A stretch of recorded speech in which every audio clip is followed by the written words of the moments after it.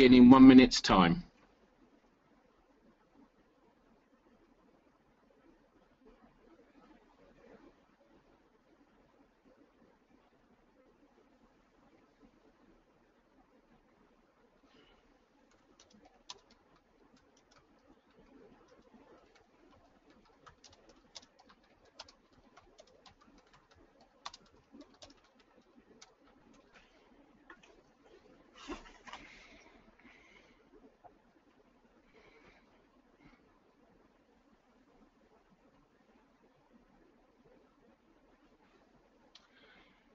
Okay, good afternoon everybody, and to any of my colleagues and friends from the Middle East who've joined us, good morning to you.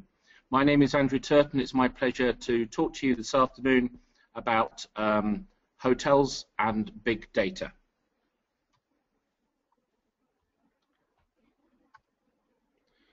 We're going to run through a agenda that has been published regarding what big data is, how we utilize big data and its impact on the hospitality market. Before I commence in talking about big data, I just wanted to introduce the TRG hospitality vertical to you. Many will be aware of TRG as being a global solutions provider of business systems throughout Southeast Asia and the rest of the world. But recently we have expanded the hospitality team. I came on board in September of last year, and this is to enhance the already large footprint that TRG has in hospitality, 20 years experience, large brand chains as well as regional and local Vietnamese hotels within the portfolio. Currently focusing on business systems, finance solutions, but also looking at expanding into more dedicated hospitality applications. So, we're talking today about big data and hotels. When I came up with the agenda for the session this afternoon that we're going to talk about in the next 30 minutes, I had a fixed view of what I thought big data would be and how my presentation would come out. During the last 2 months putting this together, that has very much changed. My view on big data, how we're using it, and the benefits and negative sides of big data have changed. And I will take you through that during the course of my presentation. So please do accept my apologies now if some of the titles of the sections somewhat changed. I've used multiple sources today with the internet and technology. There are large discussion groups in organizations like LinkedIn, large discussion groups within the big accounting teams that spend so much time on hospitality, also marketing companies and software vendors, hotels themselves, and I've drawn on a large amount of this to put together this presentation. So, what is big data and how does it affect us? I came across several definitions of big data. I'm starting with the dictionary definition, a very simple view of large data sets that are requiring new technologies to collate information, analyze information, store information, and share it within an organization. And very much predominant feeling that I was getting was large amounts of IT investment now and in the future, the next 3 to 5 years, is being earmarked towards managing and collecting big data and utilizing it within organizations. I also came across definitions that said, yes, still again large data sets that need to be analyzed, but also bringing into the equation the human factor. And we'll see this as we talk later regarding how many tools have now been developed, the explosion of social media and the internet technology that has meant so much more data is now available. How do we then impact the human characteristics of the data being published? But also keeping one eye on what we are trying to achieve. We're looking at data to help us drive our business organization where we want to take our business and our organization. Results. We are driven by results of the organization meeting the corporate goals and corporate aims that we're trying to achieve. And Very much when I was looking at this, a large number of people saying big data, it's been around for some time, but have we got the tools? Are we using it correctly to allow us to predict trends and predict what the future is going to be? And we very much saw last month, or earlier this month, a huge failing of polling companies in collating data to predict the outcome of the UK general election. And the failing there was universally thought afterwards to be not so much the failure of collection of data, but the data being collected was incorrect. So we need to have an eye on what we're trying to achieve with data collection, what we want to get out of it, and how we use the information that we do collect. The last definition I got was a bit more cynical, I thought at first. Big data is really just business intelligence being applied to large data sets. But the more I get into the presentation, the more that is very much where we are today with big data. And it's how we're going to move forward that's the more interesting dynamics of big data and its use within an organization. I also found a contention from a lot of people, big data has been around for a long, long time. It's just now we're able to harness the power of big data. So I got this view that very much as an individual, I had been using big data most of my life. I have my Filofax, I had my map of the world, I had my pictures in my photo album, I had my telephone directory, I was able to communicate with people through the telephone or through letters. I was able to cut out information and store it in scrapbooks. The only difference was I was able to control who I shared this with. I was able to share my photo album with people that physically came to me and interacted with me in person. And I was able to see what other people had only by going to see them and visit them. And this is what the big change has been in the electrification and the digitalization of information. We've been talking now for 6 minutes. This graphic shows us the amount of data that has been loaded onto various internet mediums per minute since we've been talking. You can see the exponential growth, the 2012, 2013, 2014, by far some of the biggest growths are in Facebook and Google, WhatsApp. Messages that were just 2 or 3 years ago could be measured in the tens of thousands, now up into the millions. And yes, a lot of this is personal information, it's chit-chat, but there is a lot more information now going on with companies having Facebook pages, having Instagram accounts, people posting information on Tumblr and Vine about their experiences in staying hotels, their recommendations to friends, their negative comments about bad experiences they've had. All this is going online every minute of every day, and it is growing exponentially.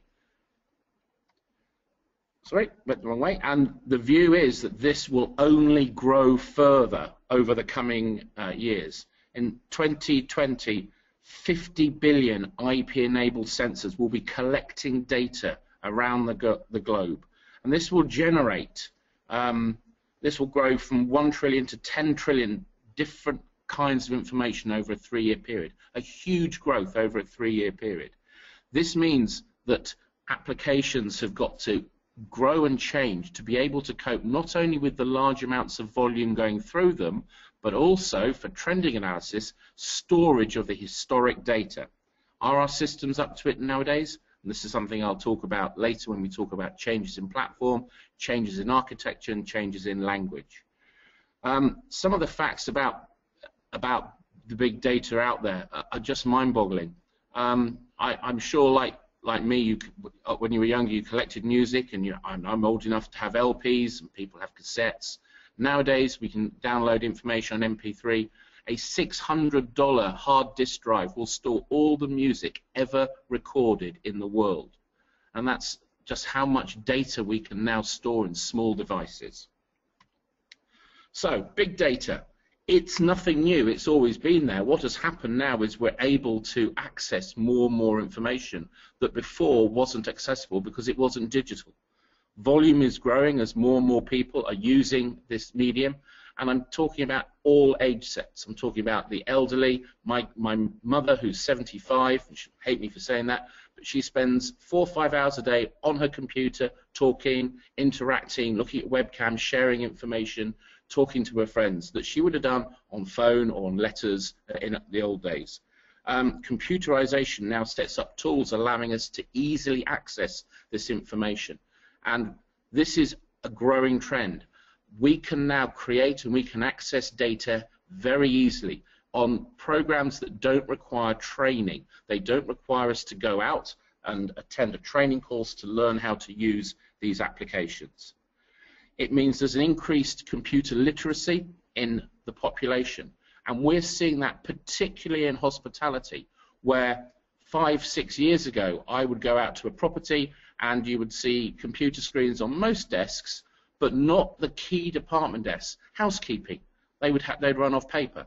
The general manager would probably sit and he'd have rely on people to bring in reports and talking through information. Now they all have mobile devices, they all have tablets, they all have access to information if it's made available to them.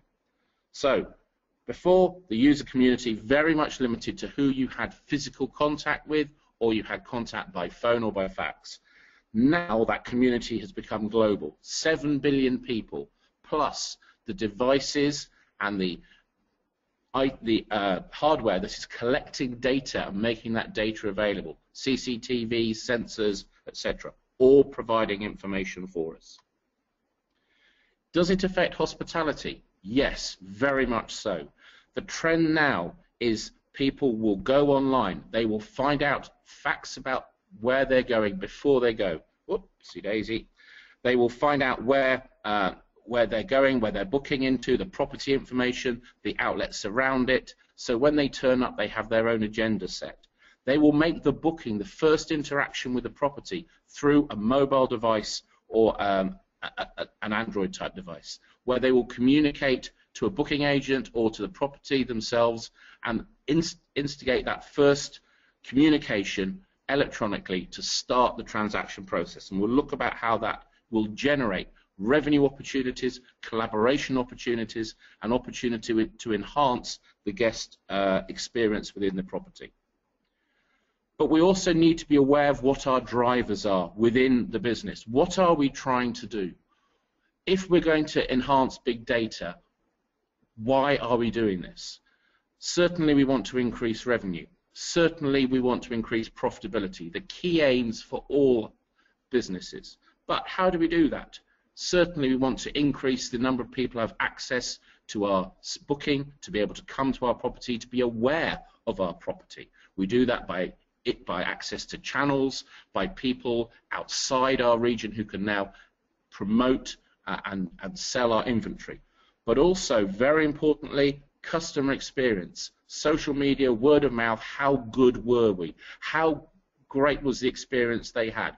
Did we exceed their satisfaction requirements? Did we cope with the problems they had?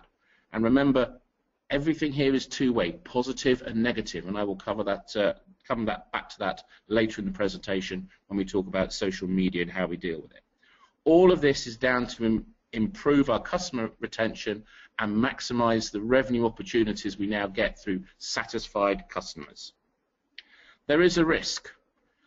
Now this slide could have been a slide you've seen any time in the last 30 years when people are talking about information. Much time is being spent now putting together and collecting information, not enough time in analyzing it. The same old story when we talk about budgets. Too much time preparing, not enough time reviewing. The tools that we use must allow us to collect the information seamlessly, be intuitive to tell us what is going on, and then provide us the time to sit back, analyze, and look at our decisions that we need to make based on this information. And so this is where we're coming to now. Are the tools we currently have or in the future have allowing us to have this time? And then we come to the enemy of big data, the enemy of most of us, the silos, siloed information, where we store information in different areas and make it very difficult to communicate between the two. Now, when I was running through this presentation a couple of days ago, my nephew was here. He's 6 years old, and I was talking about the enemy of big data being the silos. And he said to me, "Uncle Andrew, why don't we get Buck Rogers in?" I said, "What do you mean?" He said, "Well, Buck Rogers, he used to fight the Cylons." And I said, "No, the Cylons are mechanical robots that used to go around terrorizing the humans." And he said, "Isn't that the same?" And he's right to some extent. The enemy of big data is the silos, these big mechanical beasts that store data and make it difficult for us to get information out and share it between different systems, between our different user communities, and therefore we lose opportunity to spot ways of increasing revenue, increasing customer enhancement. Now, we'll come back to the silos when we look at collaboration within the business. So, that's what big data is. That's what some of the risks are, some of the concerns, and some of the areas that we're going to address. How do we now access this information, and how do we use big data to help us within the business? The first things are we need to determine what it is we want to achieve. Some of these may be applicable to everyone here. All of them should be considered. So the first thing is aligning the company to the customer offerings. Make sure everybody within our business understands what we're trying to achieve.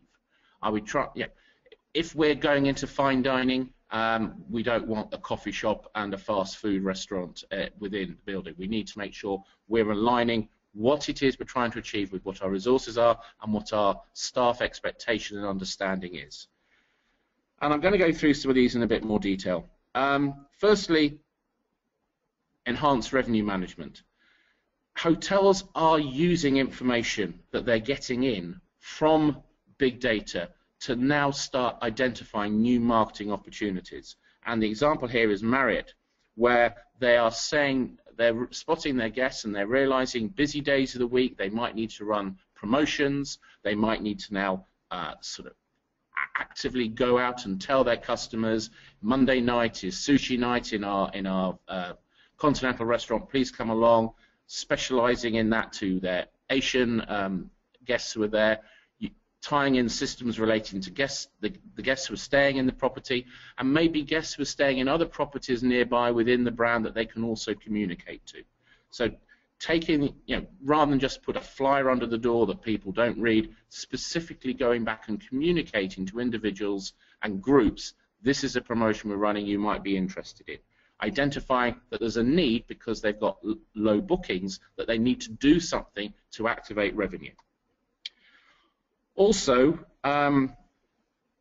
making sure that when we are within a customer group, that we are working together to share information. So if I'm a VIP guest and I'm checking into a property and I've been there before, that they let me know, yes, there's a spa time available for you tomorrow, Mr. because you've had a massage here. We know you like a long flight to come in and have a 1 hour session. We've made a preliminary booking. Would you like to take that up? Or yes, would you like us to book golf for you because we know you've played golf here before? Finding out the information that the guest has had and sharing that also within the other departments. If I've then gone out and used the spa, maybe that they want to make sure when I come out I have an orange juice or a water ready. All this, what this does, it sets the tone throughout the business, throughout the hotel, that they know where I am, what I want, and of course revenue opportunity throughout that. We also want to make sure that when a guest is staying that we can we also want to use information not just within the hotel itself, but also share this information within the departments and within other areas where we can go out and identify new revenue opportunities for the property. For instance, if I've then gone and eaten at a steakhouse nearby, I've asked the concierge for directions, that will be stored. If the concierge finds that maybe 5 or 6 people have asked for the same steakhouse, the hotel can then go and approach that outlet and say, we could do a marketing campaign jointly with you. Yes, great idea. What this does is turns the hotel away from just being an internal profit center to a collaborative business opportunity where we can start building a community, where we can start recommending to our guests other areas they can go to, and of course these are revenue opportunities because we will share those with the businesses themselves. But big concern over using big data and anything to do with customers and guests is don't go too far. It's all very well when I walk into a hotel that the hotel knows I like a spa or I like to play golf.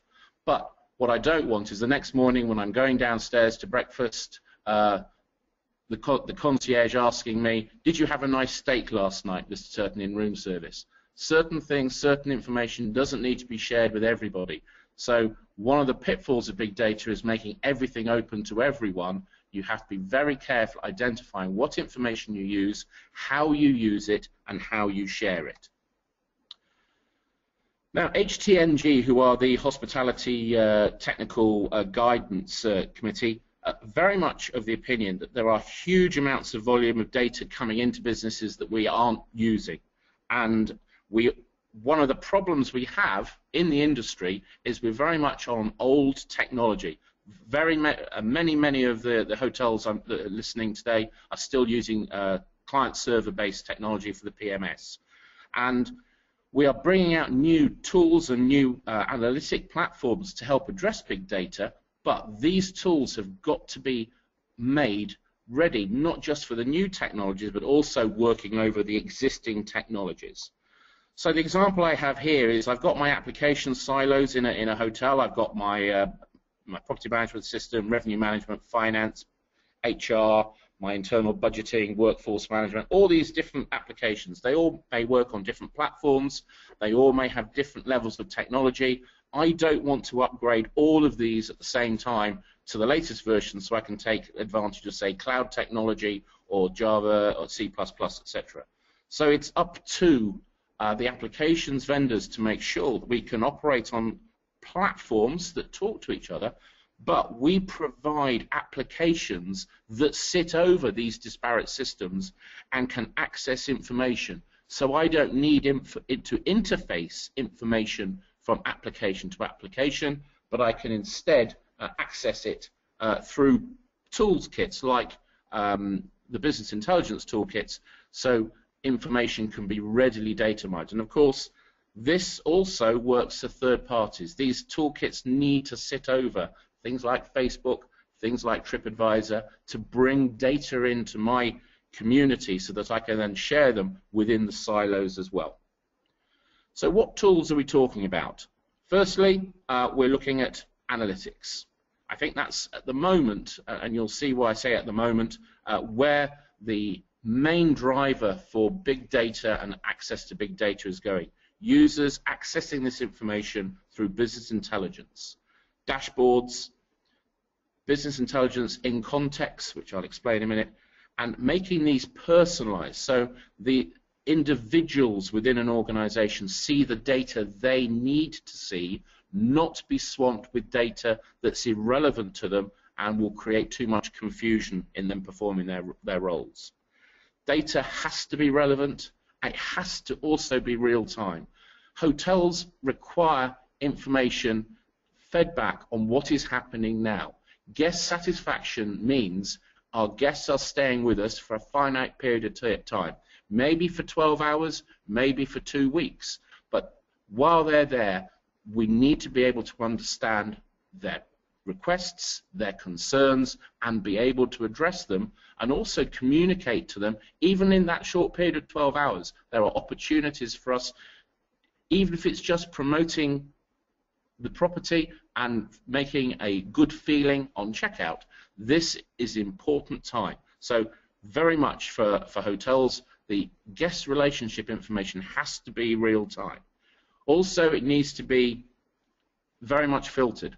The GM doesn't want to know every time a VIP guest may check in or may cough or may sign a bill, but he may want to know about certain VIPs that he wants to track. He may also, or she may also, want to be alerted if a certain type of crisis occurs when he's on property, so they can address it personally.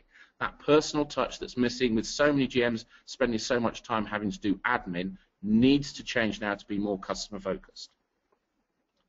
So I'm going to show you some examples of some dashboards. This is one that I'm quite proud of because it's been put together by the BI team within TRG, and this shows the sort of information that can be picked up real time on the performance of a property or a range of properties, different information shown in different formats. We're very much aware a lot of information is shown in numbers, but it's much easier to spot trends and spot issues if you can see it graphically or if you can see it presented, high, low, low, high, top performing, bottom performing, and filtered. So dashboards now need to be very intuitive, they need to be simple to use, and they need to provide a large amount of information, and to be launch pads for us to drill down and look at other information. So behind this screen, there'll be drill downs into looking at specific performances of specific properties, departments, tracking over a trend over a period of time, etc., etc. But the dashboard forms the launch pad. It's a simple view, it's an easy view, and it's a view that can be carried around on a laptop, on a tablet, even on one of the modern mobile phones.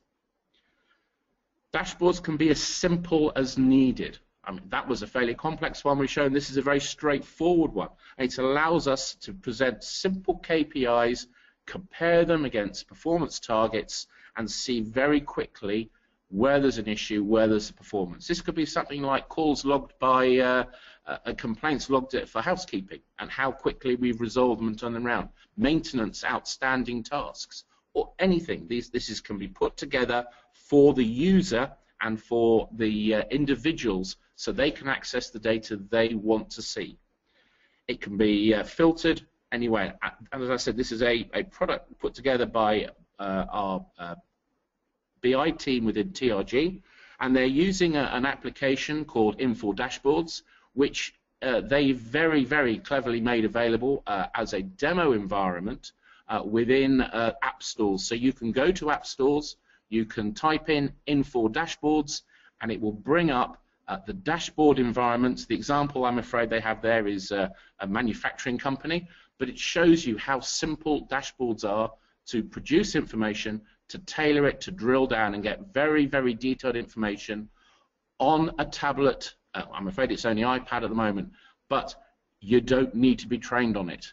What you do have is an expectation of what information you want, so you know what to ask for from your team putting together the information on the data sets. And this application sits over any data set, so it can be made to bring in data within the organization and very simply filter data from outside the organization in as well. And also dashboards need to be fairly intuitive. It's okay to show a set of numbers, but now we're wanting it to tell us if there's a problem, traffic lighting, red, yellow, green, where's the problem? I want to see only my areas outside the parameters I've set. If I'm looking at a hotel property, I might want to know where it is if I've got lots of properties and I'm not familiar with my portfolio. Or I might want to know, if I'm looking at a customer, what's my customer history? So I have a dashboard screen in the center, and to the right, a series of intuitive information sets that come up as I change my selection criteria within the dashboard. So dashboard, way of showing information, way of accessing information, large amounts of data very quickly presented in a very simple format, user-defined. Speed is the second area. Speed of how we get information, how we use the data, and how quickly we react to that data is very important. There's no point in us developing systems that produce real fast online information to a business if you're not going to use it. So you need to determine what is critical, what needs to be seen real time, and what can be then looked at later as part of a trend analysis, as part of reflection as to how we're performing to drive future changes. Now, this is a fairly busy screen. It's changes in industry. These are comments come back from various users as to what they want to know, why speed is important to them. They want to know what people are doing now, not what they did in the past. Reaction to sorry, I was just a bit confused there. That screen shouldn't have come up. Reaction to speed and what is happening within the customers. How quickly are we taking bookings coming in for an event we're running, bad comments coming up on TripAdvisor, etc., etc. And as we can see, 4 or 5 years ago, this was spotted at how we react as an industry to the social media and big data being created is one of the key drivers for how we will develop as a business, how our brand awareness and our brand reputation will change. It's all very well to have wonderful facilities, but it's how we can now change and react to guests and customer feedback that is now going to drive the future of the industry. And what we're seeing here is very much a change in the way data is accessed. 2013-14 saw for the first time more mobile devices being used within industry than desktop PCs. The sale trend since 2010 had been for more mobile devices, but in 2014 it actually meant there were more mobile devices being used to access data than were desktop PCs. And that's seen, probably as many of you have seen this, has been flowing around on social media as an example, some with not so kind comments associated, but really the technology has changed as people have realized mobile devices can be used for more than just communication. It can be used to access data, data costs have come down, and so therefore the end of the shrinking in size of the mobile phone has stopped, and now the mobile device, the tablet, has now increased in size to make the screen bigger so we can see things like dashboards on a handheld that we carry around with us. We don't need to carry around a 15-inch monitor and a PC to look at dashboards and reports. We can look at it, and our communication device, the device that we talk to, the device we update our friends on social media, we can now work within the business and access data on. So, second section, big data is all around. The application sets to access this are the new analytic tool sets that are being rolled out by many organizations. These analytic sets must be able to sit over existing and work with future technology and data warehouses. The tools we're using very much are going to be tools we use as individuals on a day-to-day basis. iPads, tablets, mobile devices, Androids, iPhones, etc. And this makes awareness of what is going on, not just within our hotel, but also within the organization sphere we work in, our competitors, our suppliers, our associates, our channel, everyone. We can now collaborate with those. We can see what they're doing much more easily. So, a lot of what is big data? How can we access it? And I've touched on this before. What data is it we need to see? How do we determine what is best? And I'm going to move through this quite quickly now. Obviously, this will depend on your organization and what your goals are, but very much guest relationship and revenue affecting are at the top. There will be data that require action later, that might need action decisions to be made at a future period of time. That maybe doesn't need to have real time, but it does need to be captured for future evaluation. Data's for use in trending and analysis by marketing that we use in our budgets and our planning. Still part of big data, but data we probably don't need to capture daily. And then there'll be data that comes through the business that has absolutely no relevance to us at all, but we still might access. Let's have a look at just a few of these and see how we do this. And really, first step is now the ability for guests to go on to search for properties, to search for rates, and make a reservation online.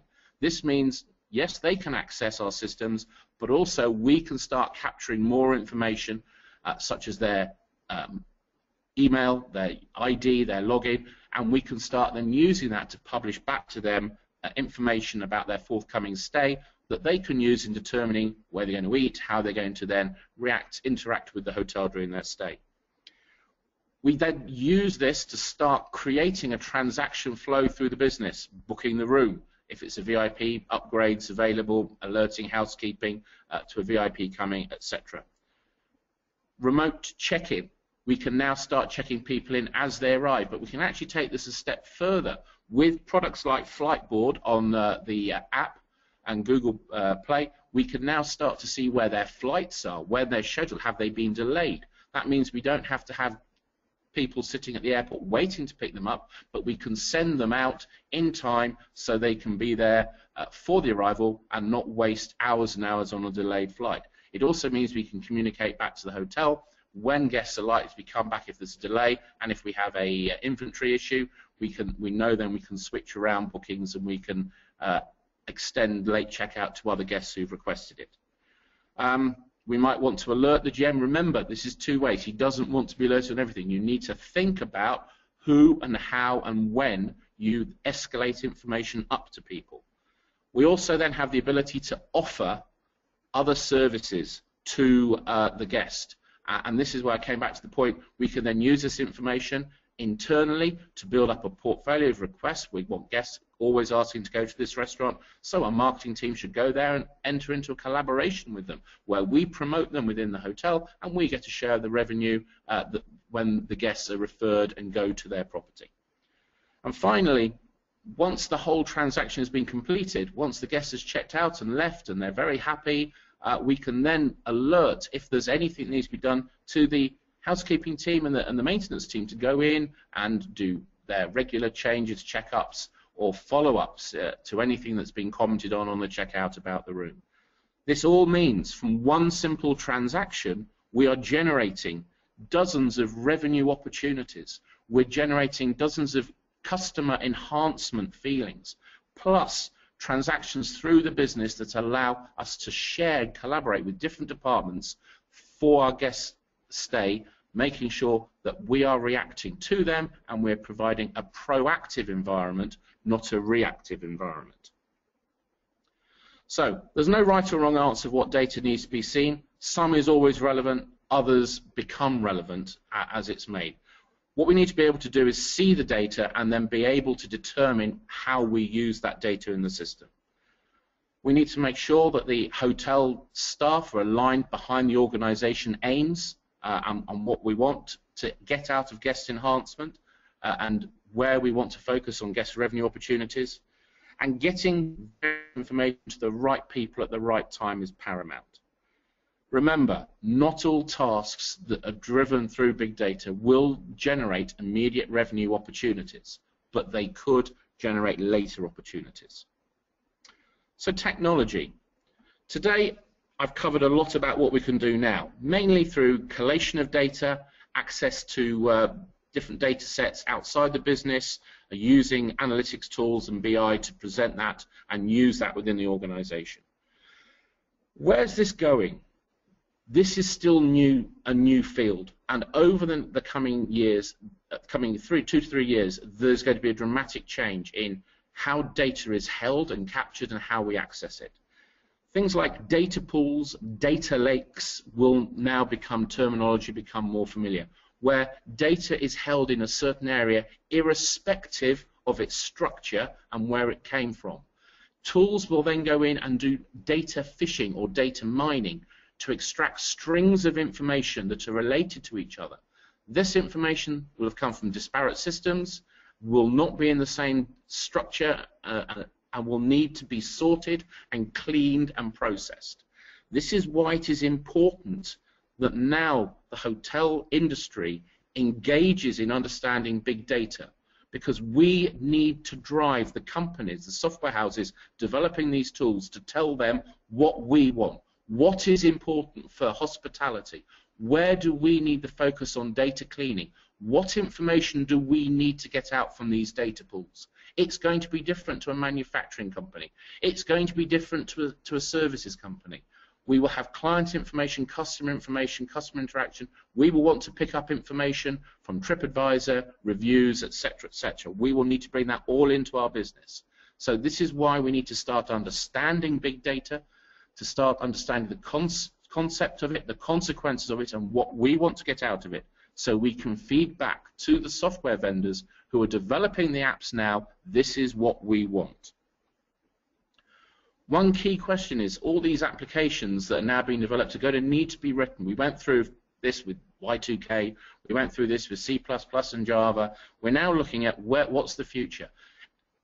Application languages that allow different data sets to talk to each other. Here's just one example, and for those who are technical probably understand this far better than me. I struggle to program my Xbox, so this is a way foreign language, but I do understand that the assumption that the drive here is to produce common language, so different applications still have commonality within them to allow us to do this data fishing in these massive data lakes that are going to be built up.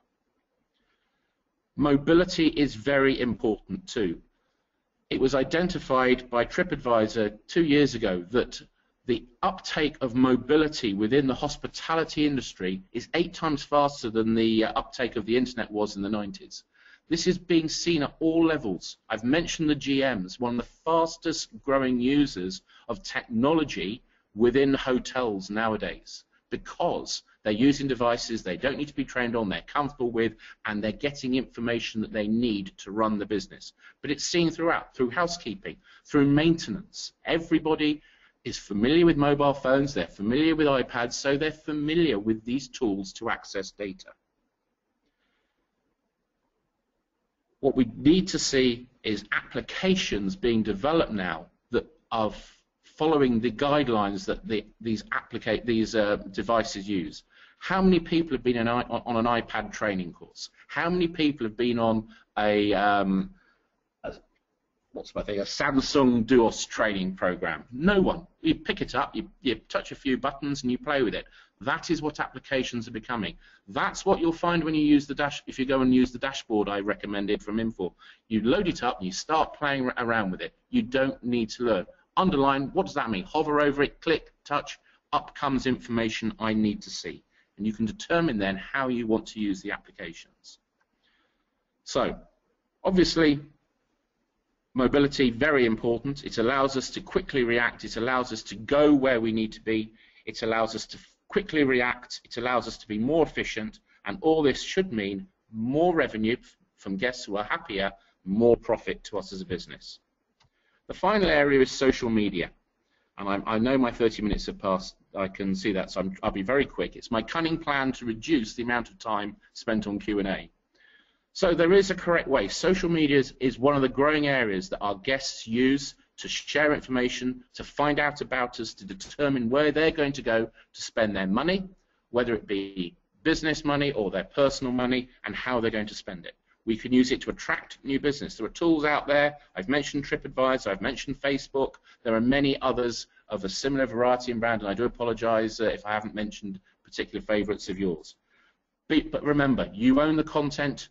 It is your data that you're putting up there. You have to be accurate. Don't over-promote, because you will find people pick you up on it.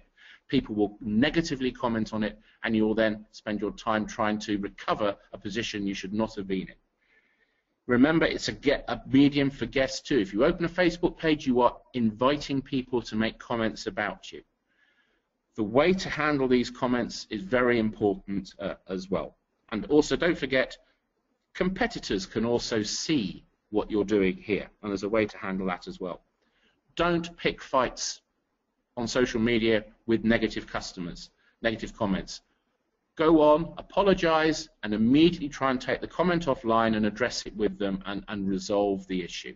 Some people will never be happy, but some of the most amusing threads I see when I go online are the chefs who've had rants at guests who've come in and said, oh, the food wasn't salty enough, or I didn't like the pumpkin pie, and it's ended up in a warfare going on that only shows badly against the hotel or against the restaurant. By dealing with the problem, people accept we are not perfect all the time. It's how we handle problem and how we're seen to handle problems that's more important. Don't also go on and try and pick fights with other customers or make claim with other competitors or make claims that you can't back up, because they will pick them up. And very quickly, someone will pick up if you're property A and you're commenting on property B will find out very quickly and post a comment about you on their page and come back to your page and post a similar comment. So don't try and have wars. Use it for positive enforcement, not negative empowerment. So I've mentioned the fact that applications now are being more written to be familiar to users, to fit in with what they do in their free time and social time, and where they've been using iPads, tablets, and mobile devices. This is very much a thread going forward of how application development and the user interface with data will move to. It's good news for us because most employees within a business are familiar with using these devices, so training is much less than when you're sitting in front of a PC screen going through a menu and having to remember keystrokes. People are used to sharing information with social media. We're encouraging now for businesses to do the same thing. It's an important tool, an important way for you to get familiar with using and becoming aware of what big data is out there that you want to collect. So, in summary, my journey through doing this presentation, definitions. There are many definitions out there, and of course, very different people promote their own different definitions. Marketing companies want to very much promote the human factor and the unknown factor to big data. Software houses want to promote the analytics side, but big data is a concept that's been around for a long time and is only now able to be accessed by the tool sets that we have available. It is a very young, emerging part of the IT business. It will become very important. Large amounts of money are being spent on building this up. Cloud technology, so that we've got better ways of holding data, is a huge investment at the moment. And these applications to do data mining and to string together different data sets, vast investment going on. Big data is not new. It's nothing we should be scared of, but we need to know now, start deciding now how we want to use big data so we can start controlling the way vendors are going to provide toolkits for us to use in the future. Big data is very important for us to align corporate goals with profit, with our staff, with our guest satisfaction. So, some takeaway points I would say to you. Guest experience can now commence on booking. This is the first start we have to start marketing back to the guests, whether it be that email coming back, thank you for your booking, here's the promotion we're doing, etc., etc., or it just be some personalized information based on previous history of the guest. Much more enhanced revenue opportunities for us, and for guests and customers a chance to feel better treated within properties and have a much better experience. I've covered in this some of the tools available, analytics, dashboards, the mobility devices. The data sets are already in place. We need to decide what we need to do to achieve our corporate goals. The next challenge is going to be in getting the toolkits we need to access the data that we want to drive our businesses forward. So, we've covered analytics, we've covered dashboards, covered mobility. We've looked at how data must be intuitive so we can drive alerts, get information to people that they need to drive the business forward. We need tasks, this information to then generate tasks that can be used to meet these goals, to meet the customer requests and the expectations and deliver an experience for them. Collaboration between different users is very important too. I've not talked about how social media can do that. I know some of the users here already use social media tools within their organizations to communicate. That is going to be a very powerful message going forward as well. The final thing I'll say is don't be afraid. Big data is not new. So thank you very much. I know I've slightly overrun, but now we're going to hold it over to any questions, and I hope this slide will show you. If you have a question, please type it for me. Alternatively, on my next slide, I will put up my email address, and I'm very happy to communicate and talk to anybody about any aspects of this presentation. I did fall down in the middle where I got my slide order out of sync with my sheets. I do apologize for that. I think I got the point over that I was trying to make at the time. So thank you very much for your attendance. I do hope this has given you something to think about big data, something to take back to your organizations and start thinking about what we want now out of big data and how we're going to use it, and what tools do we need to use within our business. Thank you.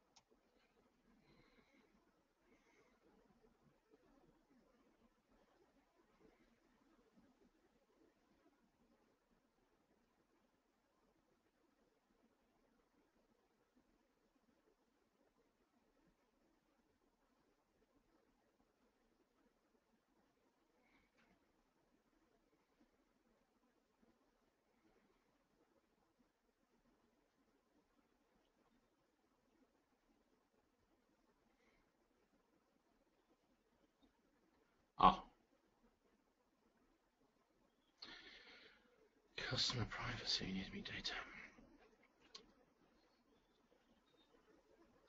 I have a question from Ty regarding privacy and what is the best way to protect customers' privacy when using big data. And I think this is a very, very grey area. Obviously, there's some things that we need to protect straight off, and the systems are in place already around that, relating to financial transactions. I also believe when we communicate with customers, we need to be very careful with how we communicate and what levels. Once a customer's entered into a transaction with us like a booking, I feel it's right that we're able to start communicating back to them certain opportunities and events. And that certain guests and on arrivals and check-in and check-out, that information also needs to be shared. But I also believe certain elements within the transaction that customers use, we do not need to share outside of the immediate data pool that transaction is relevant for. How far do we take this? I would then say is an area of policy that individual hotels need to determine. I, for instance, am aware when I go and stay in some properties that I get checked up on various sites. If I've been a regular guest, so they will go and look at my Facebook profile and even my LinkedIn profile, and I'm reasonably comfortable with that because I don't share information on there I'm not unhappy about sharing. But I do think there are policies that need to be set, and I think this is something that's going to be driven through the standards of companies like HTNG and some of the other more respectable software vendors that are out there. We will start setting parameters of what we can and cannot see with customers and how we use that information. So there is no right or wrong way. We have to be aware of it. We have to be sensible users. Otherwise, we're going to drive customers away. I hope that answers your question.